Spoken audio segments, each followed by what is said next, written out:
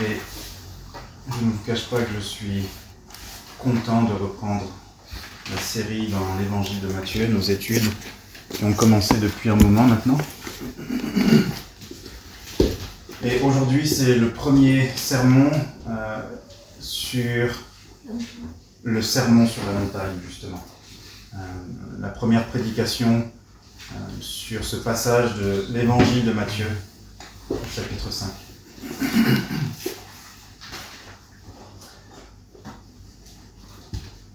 Quelques mots d'introduction avant de plonger dans le vif du sujet.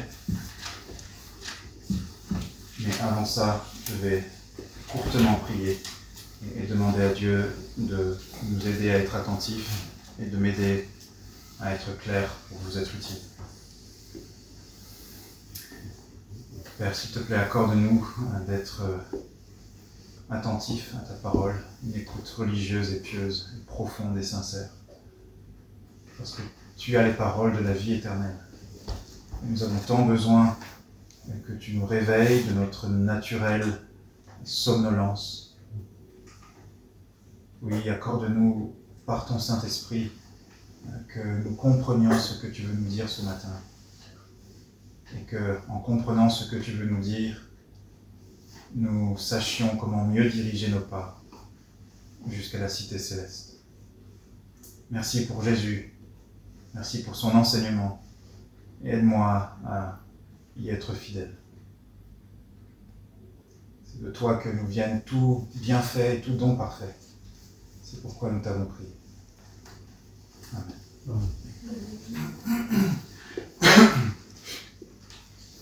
Nous reprenons donc notre étude de l'Évangile selon Matthieu qui nous raconte la vie et l'œuvre du Christ en faveur de son peuple.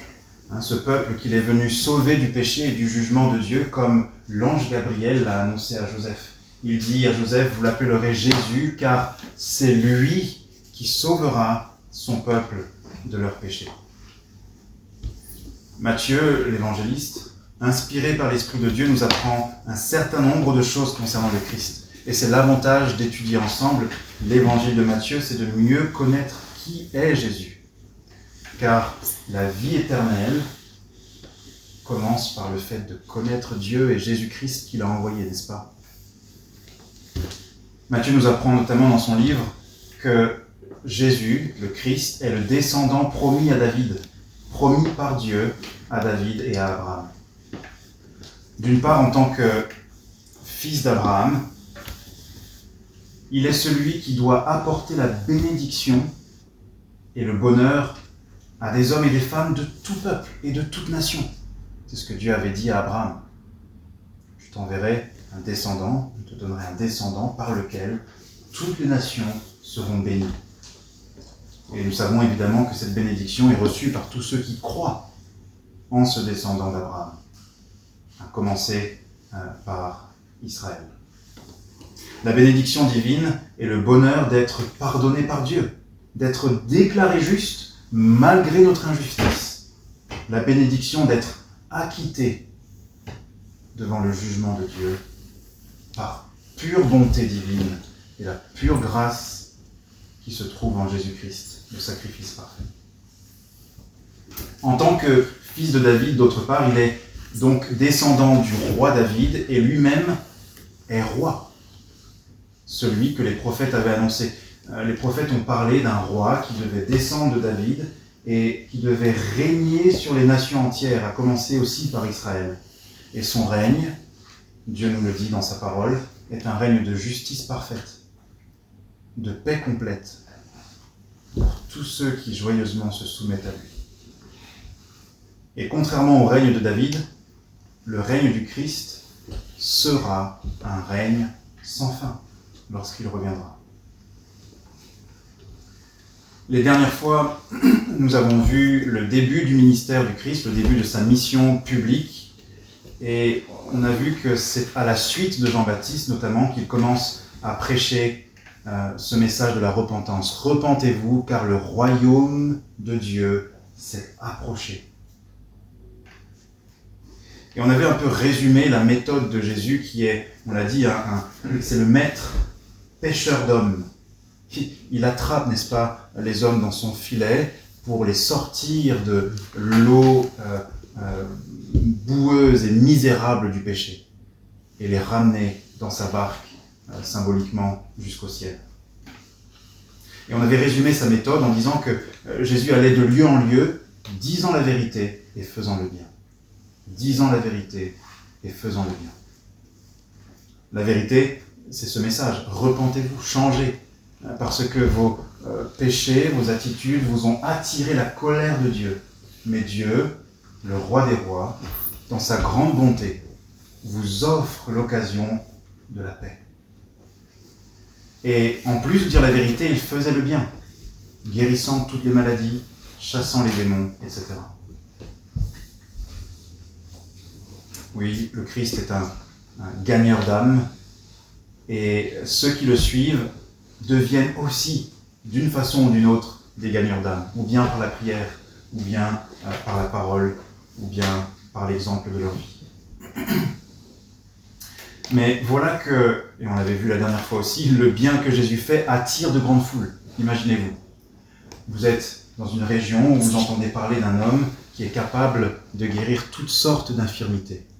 Les aveugles voient, les sourds entendent, les estropiés retrouvent la possibilité de marcher, les paralytiques retrouvent le mouvement, ceux qui sont sous l'emprise d'un démon, ceux qui sont possédés sont libérés complètement de l'emprise du diable et de ses démons. Et non seulement Jésus fait tout cela à merveille, mais il le fait gratuitement, gracieusement. Alors, c'est logique que Matthieu nous précise qu'une foule venue des quatre coins d'Israël, du territoire d'Israël, s'est mise à suivre le Christ. Ou bien parce qu'eux-mêmes avaient besoin d'un miracle, ou bien parce qu'ils connaissaient quelqu'un qui avait besoin d'un miracle. Qui est cet homme? Qui est ce Galiléen, ce Jésus de Nazareth, dont j'entends parler depuis plusieurs semaines, plusieurs mois, se disaient certains certainement, et qui fait voir les aveugles, entendre les sourds, et bien d'autres choses encore. Mais le Seigneur Jésus sait que beaucoup le suivent, mais pas pour les bonnes raisons, justement. Beaucoup le suivent, mais ne sont pas vraiment disciples.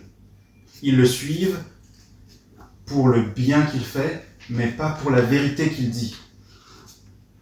Et donc, ils le suivent finalement parce qu'ils ont reçu une bénédiction, une guérison, un miracle, ou parce qu'un de leurs proches a reçu une bénédiction, une guérison, un miracle, mais non pas parce qu'ils ont vu un signe au travers de ces miracles, le signe que, oui, le royaume de Dieu s'est approché et qu'il est temps de nous mettre en règle devant Dieu. Or, sans repentance, pas de salut. Sans salut, pas de bonheur éternel dans la présence de Dieu. Et donc, comme un sage marin pêcheur, mais lui, il pêche les âmes, il sait qu'il a attrapé dans son filet tout plein de choses. Il doit faire le tri. Quand le marin pêcheur pêche au filet, il jette au large, et il arrive très souvent que lorsqu'il ramène dans sa barque son filet, il s'y trouve des choses qui ne devraient pas y être. Peut-être parfois des poissons même, qui n'avaient pas envie de pêcher. Quels sont les poissons, spirituellement parlant, que le Christ veut pêcher pour amener dans sa barque jusqu'au royaume de Dieu, jusqu'au paradis? Eh bien, ce sont ceux qui se repentent. Ce sont les âmes qui reconnaissent humblement devant Dieu leurs fautes, leurs péchés, leurs démérites et leur besoin d'être pardonnés. Et donc, Jésus va essayer d'aider la foule et ses disciples à bien comprendre l'enjeu, l'urgence de la repentance, le fait que c'est une chose terrible de simplement s'intéresser à Dieu et à son Messie pour les bienfaits qu'il nous procure dans cette vie et de ne pas écouter le message, la vérité qu'il nous dit par rapport à la vie à venir. C'est faire la priorité de ce qui ne dure qu'un peu de temps et négliger ce qui dure toujours. C'est prioriser ce qui a une valeur éphémère contre ce qui a une valeur éternelle. C'est prioriser le corps qui va rejoindre la poussière et négliger l'âme qui est immortelle. Et le Christ le discerne, il comprend bien, il est bien conscient que la foule, en grande partie, le suit pour de mauvaises raisons. Et donc, dans sa grande compassion et sa sagesse, il veut les aider à mieux comprendre l'importance de la repentance. Et il va répondre finalement à des questions qui nous permettent, nous aussi, de mieux comprendre l'importance de la repentance.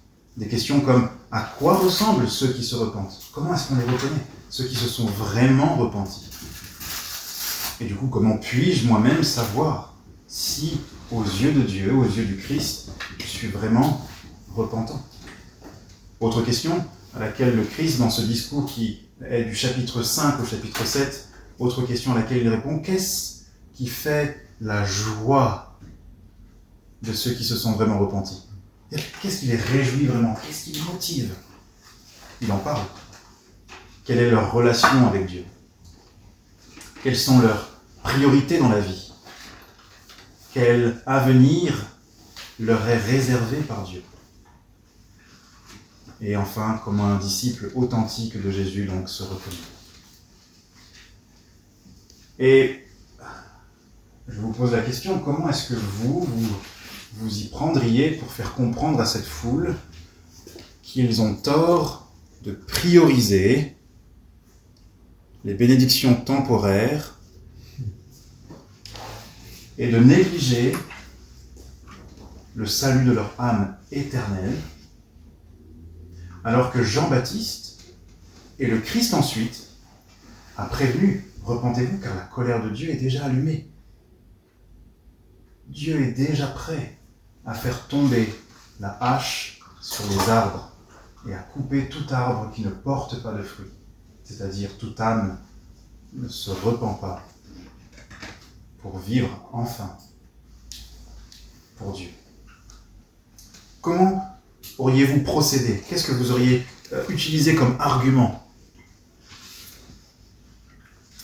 Eh bien, quand on regarde et quand on lit le début du discours du Seigneur Jésus, et on va le lire dans un instant, il y a de quoi être étonné, parce que le Seigneur ne va pas leur parler de la colère de Dieu, ce qu'il a déjà fait, et ce qu'il fera à un autre moment. Il ne va pas leur parler dans des termes qui leur feraient sentir une sorte d'urgence, même s'il y a urgence, et le Seigneur leur a dit. Mais il va les prendre avec une autre façon, une autre manière. Il va leur parler de bonheur. Étonnant, n'est-ce pas? C'est pas le premier réflexe qu'on aurait en tête quand on pense à l'histoire de pas mal de religions dans ce monde. C'est pas souvent comme ça qu'on voit les prédicateurs qui appellent à la repentance, mais en réalité, si vous étudiez les prédicateurs évangéliques qui ont cru dans l'évangile depuis des siècles et des siècles, les prédicateurs protestants, et même avant, lorsque même qu'ils parlaient de la repentance, beaucoup d'entre eux le faisaient avec les larmes aux yeux, des larmes de compassion, parce qu'ils voyaient le malheur auquel les foules s'exposaient si elles ne se détournaient pas de leur mauvaise voie. Et il leur parlait du grand bonheur, qui est le fruit, le produit de la repentance. Pour rappel, la repentance dans la Bible, c'est ce changement de mentalité, c'est ce changement radical de ma façon de penser, où je délaisse mes idées erronées sur le péché, sur Dieu, sur la vie éternelle, et je me tourne vers Dieu pour recevoir la sagesse de Dieu et sa pensée, et je me laisse instruire par Dieu, qui me conduit au Christ. Et aujourd'hui, nous allons étudier donc un des thèmes majeurs de ce début de la prédication du Christ, cette première partie, donc les versets 3 à 11, que l'on appelle les béatitudes. Les béatitudes. Et on va chercher à comprendre, premièrement, pourquoi est-ce que le Christ commence par parler du bonheur, pour mieux expliquer la repentance. Et deuxièmement, de quelle sorte de bonheur est-ce qu'il s'agit. Lisons ensemble, et on va reprendre en fait au chapitre 4, le verset 23, juste pour avoir un peu de contexte et mieux comprendre ce qui se passe autour. Chapitre 4, verset 23, et on va lire jusqu'au verset, j'ai dit 11, mais on va lire jusqu'au 12. Jésus parcourait toute la Galilée, enseignant dans les synagogues, prêchant la bonne nouvelle du royaume et guérissant toute maladie et toute infirmité parmi le peuple. Sa renommée se répandit dans toute la Syrie, et on lui amenait tous ceux qui souffraient de maladies et de douleurs de divers genres, des démoniaques, des lunatiques, des paralytiques, et il les guérissait. Une foule le suivit de la Galilée, de la Décapole, de Jérusalem, de la Judée et d'au-delà du Jourdain. Voyant la foule, Jésus monta sur la montagne, et après qu'il se fut assis, ses disciples s'approchèrent de lui. Puis, ayant ouvert la bouche, il les enseigna et dit, chapitre 5, verset 3, « Heureux les pauvres en esprit, car le royaume des cieux est à eux. Heureux les affligés, car ils seront consolés. Heureux les débonnaires, car ils hériteront la terre. Heureux ceux qui ont faim et soif de la justice, car ils seront rassasiés. Heureux les miséricordieux, car il leur sera fait miséricorde. Heureux ceux qui ont le cœur pur, car ils verront Dieu. Heureux ceux qui procurent la paix, car ils seront appelés fils de Dieu. Heureux ceux qui sont persécutés pour la justice, car le royaume des cieux est à eux. Heureux serez-vous lorsqu'on vous outragera, qu'on vous persécutera et qu'on dira faussement toutes sortes de mal, qu'on dira faussement de vous toutes sortes de mal à cause de moi. Réjouissez-vous et soyez dans l'allégresse, parce que votre récompense sera grande dans les cieux, car c'est ainsi qu'on a persécuté les prophètes qui ont été avant vous. » Jusqu'ici la lecture. Deux questions donc simplement pour nous ce matin. Premièrement, pourquoi commencer par parler du bonheur ? J'ai déjà un peu commencé à toucher la raison. Quel est le désir profond de tous les êtres humains ? Quel est votre désir profond ? Votre âme, votre cœur, dans les profondeurs de votre être. Que désirez-vous ? Et quel est le désir d'ailleurs commun à tous les êtres humains ? D'où qu'ils viennent, quel que soit leur statut social, leur statut économique, leur nation, leur langue, hommes, femmes, petits et grands. Que désirent profondément les humains ?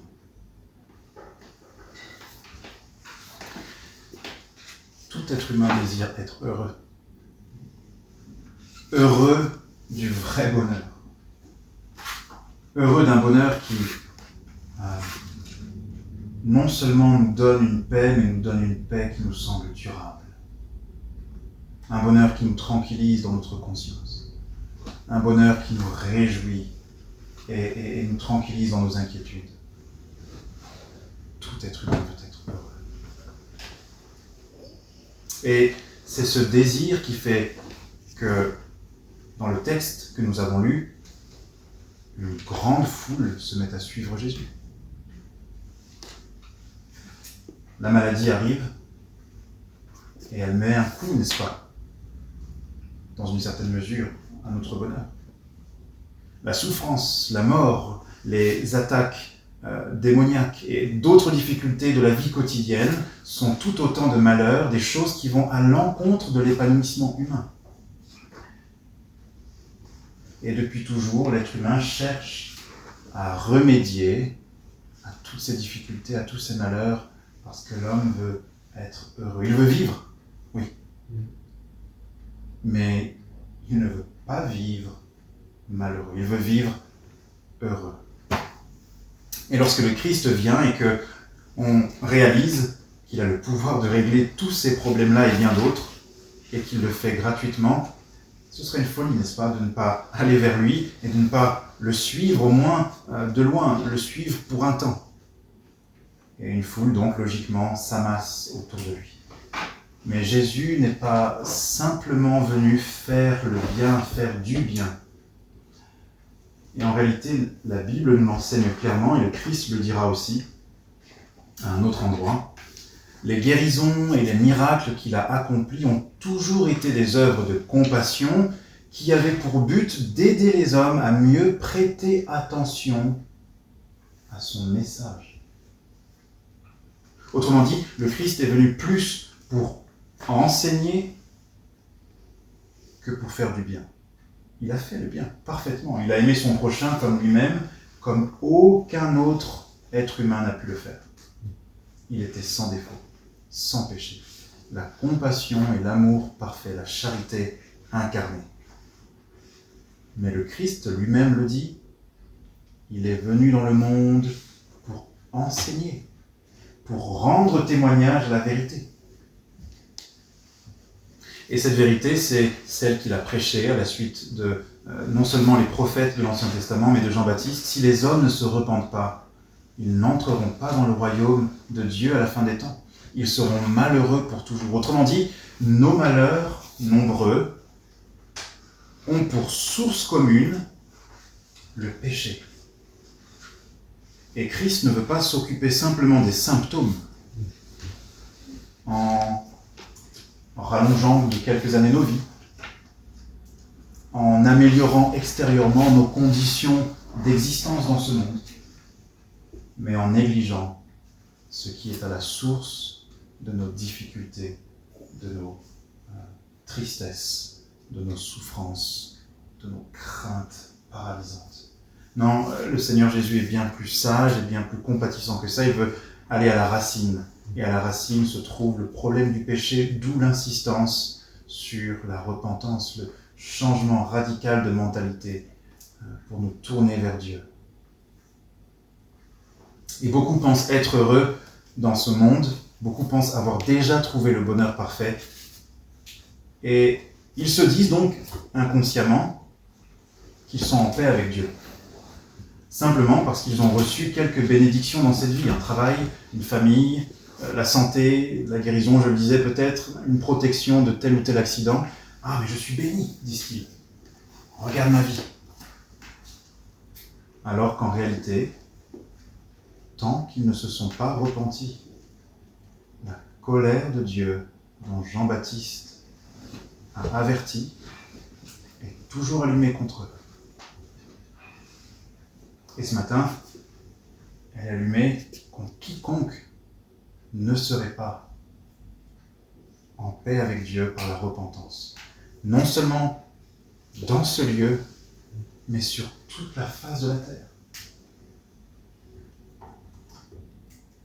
Et beaucoup donc se trompent sur leur état spirituel, et le Christ veut les aider, veut nous aider à éviter une mauvaise et terrible surprise au jour du jugement. Regardez avec moi, avant qu'on avance au chapitre 7, vous tournez la page une ou deux fois, chapitre 7,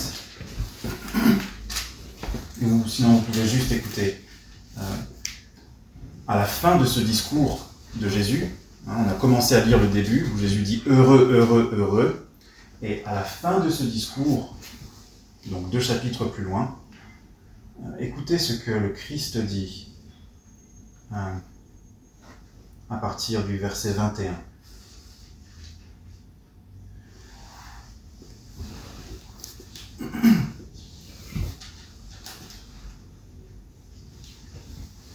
Ceux qui me disent « Seigneur, Seigneur » n'entreront pas tous dans le royaume des cieux, mais seulement celui qui fait la volonté de mon Père qui est dans les cieux. Plusieurs me diront en ce jour-là, c'est-à-dire au jour du jugement, « Seigneur, Seigneur, n'avons-nous pas prophétisé en ton nom, n'avons-nous pas chassé des démons par ton nom, et n'avons-nous pas fait beaucoup de miracles par ton nom ?» Autrement dit, est-ce qu'on n'a pas fait plein de choses chrétiennes? Est-ce qu'on n'était pas de bons chrétiens? On n'a pas fait de bonnes actions, des belles choses qui te plaisent? Alors je leur dirai ouvertement, je ne vous ai jamais connus. Retirez-vous de moi, vous qui commettez l'iniquité. Autrement dit, au jour du jugement, il leur dira de se retirer dans les ténèbres de l'enfer. Pour quelle raison? C'est ce qu'il a dit avant. Il ne faisait pas la volonté du Père qui est dans les cieux. Nos bonnes actions, si elles ne sont pas le fruit d'un cœur qui s'est tourné vers Dieu dans la repentance en disant « Je suis un ver, un pécheur, prends pitié de moi », eh bien nos bonnes actions sont vues par Dieu comme une terrible souillure hypocrite. Parce que Dieu sait qu'avec ces bonnes actions, nous avons tout un tas de péchés que nous essayons de recouvrir sous nos bonnes actions, de cacher sous nos bonnes œuvres, nos bonnes apparences. Et c'est pour ça, c'est sachant ce jugement que Jésus veut aider la foule en leur disant « Ne faites pas le mauvais calcul, la mauvaise équation. Oui, je vous ai fait du bien, mais il y a un bien plus grand encore que je veux vous faire. Je veux vous parler de quelque chose de plus précieux, quelque chose qui peut sauver vos âmes, quelque chose qui peut vous retirer complètement de ce monde de misère et de péché. Un avenir éternel avec Dieu. Mais si vous vous contentez de ces quelques bénédictions, oui, qui sont importantes pour vous, mais qui sont bien moins que ce que vous avez besoin, alors vous risquez de périr. J'avance un peu. Bien des personnes de la foule ne voient pas la nécessité de suivre Jésus entièrement comme un disciple et non plus simplement comme un suiveur de loin. Ils sont nombreux à ne pas voir ce que Jésus peut leur apporter de plus et de plus important que la santé, le travail, l'amour terrestre. Ils veulent continuer à être, écoutez bien, et c'est notre tendance naturelle, ils veulent continuer à être des consommateurs des bienfaits du ciel, sans comprendre l'importance de devenir des serviteurs du roi du ciel. On veut consommer, recevoir, mais Dieu me doit et je voudrais. Et on est en train complètement d'oublier que Dieu nous montre sa bonté pour nous pousser à la repentance, pour nous attirer sur le bon chemin, pour nous montrer qu'il est prêt à nous pardonner, prêt à nous faire le bien éternel dont nous avons besoin. D'autres, peut-être, ignorent tout simplement à quoi ressemble quelqu'un qui se repent. Et si je ne sais pas à quoi ressemble quelqu'un qui se repent, je ne peux pas savoir moi-même si je me suis repenti pour être sauvé. D'autres encore pensent probablement que, puisque Jésus les a guéris, ou a guéri un de leurs proches, ils n'ont pas besoin de ce changement radical. C'est comme s'ils avaient déjà la paix avec Dieu, pense-t-il. Et d'autres encore se contentent de quelques apparences, comme je l'ai dit justement. Et pour toutes ces raisons, Jésus estime indispensable de donner des précisions à ce sujet vital du vrai bonheur en lien avec la repentance. Et regardez avec moi de nouveau notre texte que nous avons lu. Pourquoi cette répétition? Est-ce que Jésus le fait sans réfléchir? Non, c'est évident qu'il a une idée ici. Heureux les pauvres en esprit, heureux les affligés, heureux les débonnaires, heureux ceux qui ont faim, heureux, heureux, heureux, heureux. Lui qui disait quelque temps avant, repentez-vous, il veut faire comprendre. La repentance est la porte vers un bonheur merveilleux auquel je vous appelle. Oh, je vous assure, dit Jésus, si on lit entre les lignes, un bonheur, bonheur, bonheur, bonheur. Et nous qui sommes humains, et je l'ai dit, qui du coup avons ce désir profond d'être heureux, Jésus sait comment nous parler, n'est-ce pas? On ne va pas le voir ce matin, on le verra une prochaine fois, Dieu voulant, mais on va voir qu'il y a quand même un paradoxe dans le bonheur que Jésus propose. Jésus va essayer de faire comprendre à la foule que l'idée que la foule se fait du bonheur est très différente de l'idée que Dieu se fait du vrai bonheur. Et on a donc besoin, n'est-ce pas, d'être enseigné. J'ai besoin d'être enseigné par Dieu. Deuxième question, ce sera plus court ici, et la dernière question qu'on se pose. Vous vous souvenez la première, pourquoi commencer par parler du bonheur? Et maintenant, deuxième question, de quelle sorte de bonheur s'agit-il?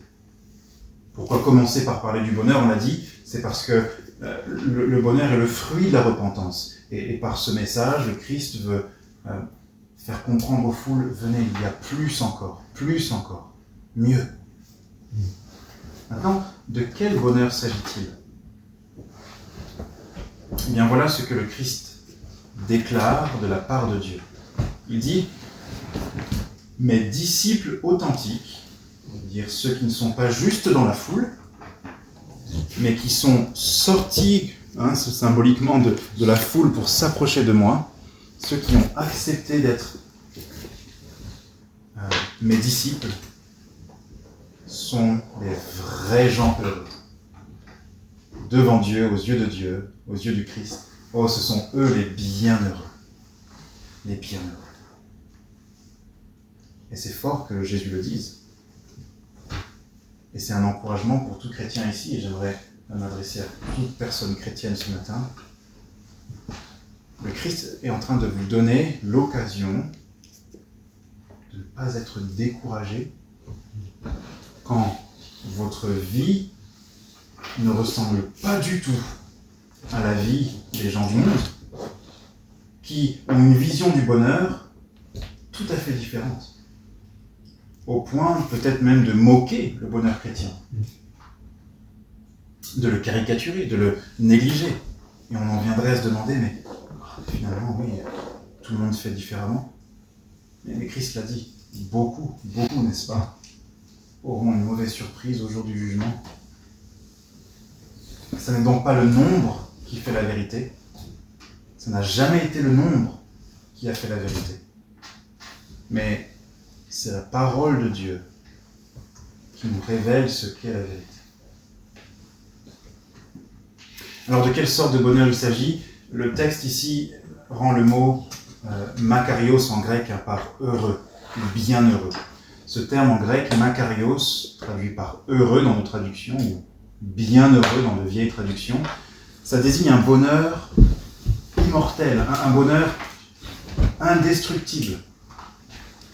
C'est un bonheur donc qui, parce qu'il est indestructible, par définition, est divin, céleste. Si on voulait reformuler la parole de Jésus quand il dit « heureux, heureux, heureux », on pourrait dire quelque chose comme « ils sont divinement heureux ceux qui sont pauvres en esprit ». Ils sont divinement heureux ceux qui sont affligés. Ou encore, ils sont heureux du vrai et éternel bonheur, ceux qui. D'ailleurs, ce terme, qui est traduit par heureux, est plusieurs fois utilisé dans le Nouveau Testament, figurez-vous, pour parler de Dieu lui-même. Ce même terme qui désigne les disciples heureux, Paul va l'utiliser notamment dans 1 Timothée 6, versets 13 à 16, pour parler du Dieu heureux, le Dieu qui est le très haut, n'est-ce pas? Je vais rapidement le lire d'ailleurs pour ne pas mal le citer. Vous pouvez garder là où vous êtes, je vais simplement le lire. Voilà ce que dit la parole de Dieu. Paul parle à Timothée, « Je te recommande devant Dieu qui donne la vie à toutes choses et devant Jésus-Christ qui a fait une belle confession devant Ponce Pilate, de garder le commandement et de vivre sans tache, sans reproche jusqu'à l'apparition de notre Seigneur Jésus-Christ. Apparition que manifestera en son temps, écoutez bien, le bienheureux et seul souverain, le roi des rois et le Seigneur des seigneurs, qui seul possède l'immortalité et qui habite une lumière inaccessible que nul homme n'a vue ni ne peut voir, et à qui appartiennent l'honneur et la puissance éternelle. Et donc, ici, très clairement, ce terme, lorsqu'il est associé aux disciples, heureux, et qu'il est aussi associé à Dieu, nous montre bien que Jésus promet à ses disciples qui se repentent un bonheur commun à celui de Dieu même. Pour le dire autrement, l'invitation du Christ est la suivante. Oh, repentez-vous, détournez-vous de vos mauvaises voies, et voilà l'offre de Dieu. Il vous offre d'entrer dans sa joie, d'entrer dans son bonheur. D'entrer dans son bonheur et de faire de son bonheur la demeure de votre âme, la maison de votre cœur.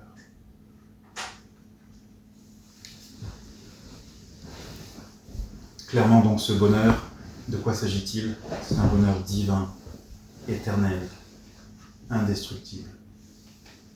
Rapidement, une autre remarque sur ce bonheur et sur cette sorte de bonheur dont il s'agit. Le Seigneur Jésus déclare que ses disciples sont heureux maintenant au présent.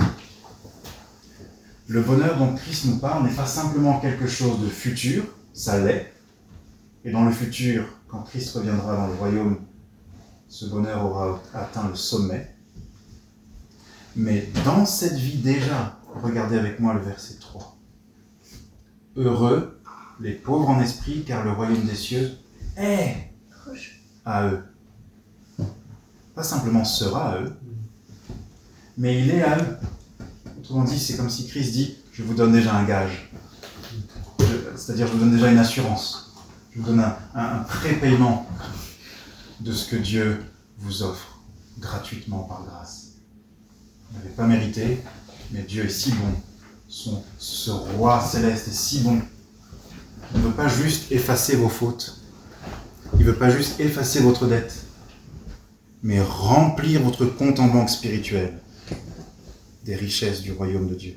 Vie éternelle, paix, joie, justice, sainteté, liberté, gloire dans la présence de Dieu même. Oh, nous avons besoin que Dieu nous ouvre les yeux. Je reconnais moi-même qu'il est si facile pour moi d'oublier la gloire et la grandeur de l'offre de Dieu. Ne nous laissons pas détourner par le diable qui veut nous vendre les vaines gloires de ce monde. Vous vous souvenez qu'il les a proposées à Christ dans le désert, quand Christ a été tenté. Il lui dit « Adore-moi, prosterne-toi devant moi, et je te donnerai tous les royaumes du monde, toutes les richesses et les gloires de ce monde. » Gloire à Dieu que Jésus, notre Seigneur, ait refusé, n'est-ce pas? Et il est resté impeccable pour être un sacrifice parfait pour nous sauver. Enfin, ce bonheur qui va à l'inverse de l'idée que nous nous faisons naturellement du bonheur, c'est-à-dire c'est un bonheur spirituel, un bonheur qui vient de Dieu, un bonheur qui est reçu gratuitement, qui n'est pas un bonheur qu'on gagne à la sueur de notre front parce que c'est un don de Dieu. Eh bien,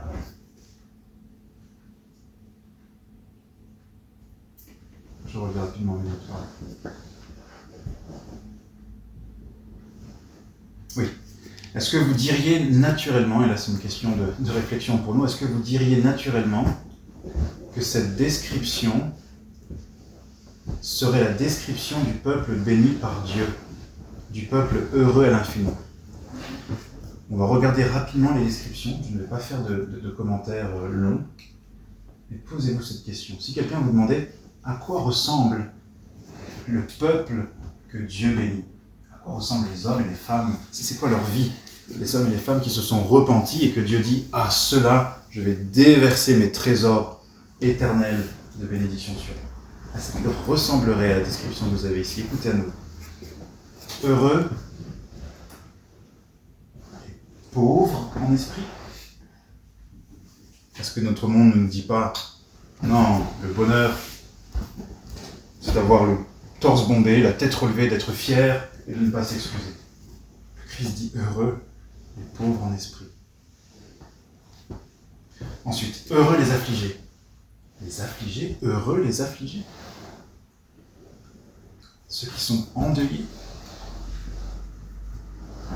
Oui, ce deuil spirituel sur notre condition de pécheur.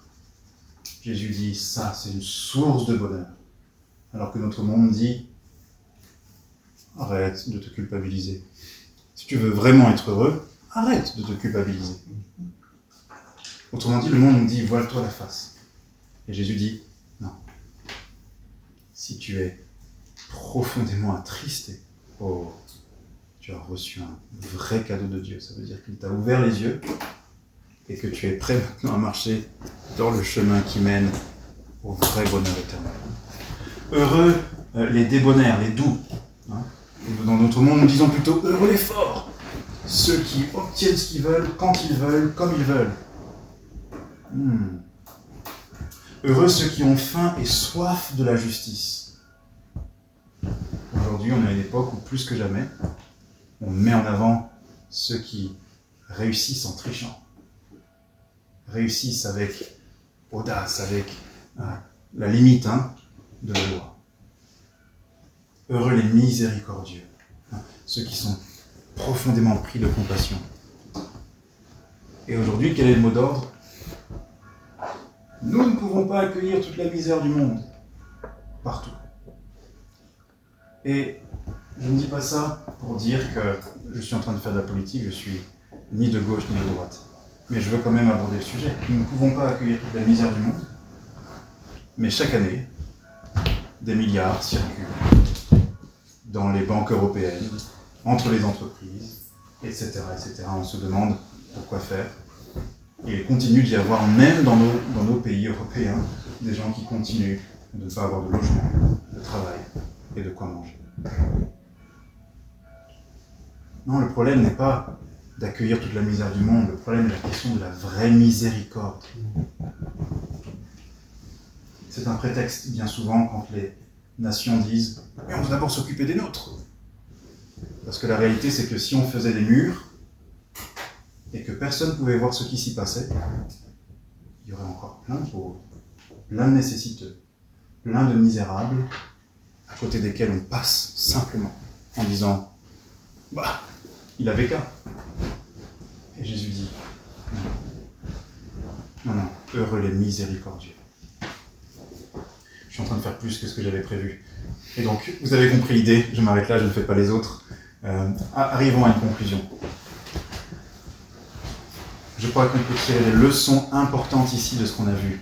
Première leçon, il existe donc deux sortes de bonheur, ou on peut le dire autrement, deux sortes de personnes heureuses. Celles qui sont heureuses d'un bonheur qui va bientôt passer. Un bonheur qui va bientôt leur échapper. Un bonheur sur lequel il y a un chrono qui tourne et qui n'augmente jamais. Ce genre de bonheur, c'est celui qui a motivé la foule à suivre Jésus. La santé, la vie, l'acceptation sociale, la famille, l'accès au travail, l'activité générale, la richesse matérielle, etc., etc.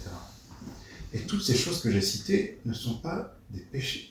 Ce ne sont pas des mauvaises choses, comprenez-moi bien.